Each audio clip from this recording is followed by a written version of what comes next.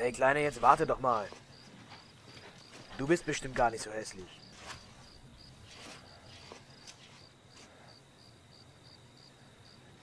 Jetzt dreh dich einfach um und zeig mir dein wunderschönes Lächeln. Okay?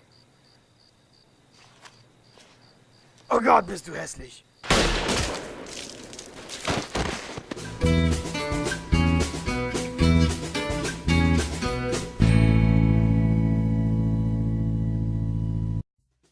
Oh mein Gott, habt ihr schon mal so einen tollen Fußboden gesehen? Oh mein Gott, dieser Fußboden. Oh Gott. Oh Gott. Der muss ich weinen. Dieser Fußboden. Ist so toll. So toll. Nein. Er ist so toll. Der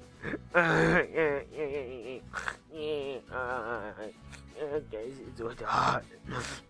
Dieses Holz. Oh mein Gott, guckt auf meine Hand. Meine Hand. Ich glaube, das ist meine Hand. Das ist meine Hand. Oh mein Gott, ich kann sie umdrehen. Oh mein Gott. Ich kann damit den Boden berühren. Der Boden.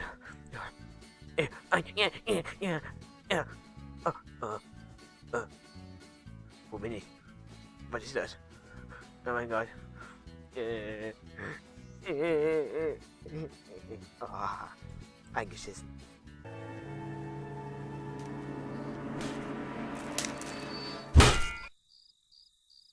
Dad! Bist du der Weihnachtsmann? Wo waren meine Geschenke, du Witzka? Ich glaube, das Weißbrot hier hat sich eingeschissen. Nachts ist es kälter als draußen. Bist du das Batman? Was hast du da gesagt? Denkst du etwa, ich bin schwarz?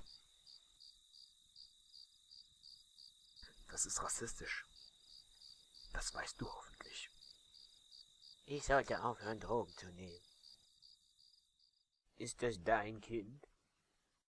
Sag mal, willst du mich verarschen? Wenn das mein Kind wäre, warum ist es dann schwarz?